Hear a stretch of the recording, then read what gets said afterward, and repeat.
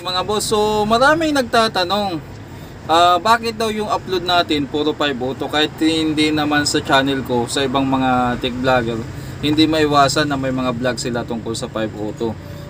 Totoo nga ba na maraming 5 auto dito sa Pilipinas? Ang sagot po dyan ay totoo. At bakit maraming 5 auto? Ganito lang kasimple yan mga boss. Unang-una, yung Concert 5 auto na amplifier ay matagal na sa market. So, pwede nating sabihin na late 90s, early 2000, andyan na sila. Tapos, hanggang ngayon, 2025 na, andyan pa rin sila. So, sa dami ng bumili ng 5 auto, kahit dito sa shop na po, halos nakakonsentrate na nga lang ako sa 5 auto, ang dami pa rin nagpapagawa. Marami lang talagang Pinoy na mas pinili bumili ng 5 auto. So, sa ibang brand na mga bago ngayon na nag-a-assume na sila ng pinakamarami, sorry po, 5 auto pa rin ang pinakamarami. Maliban pa yun sa mga clone, generic na tinatawag nila.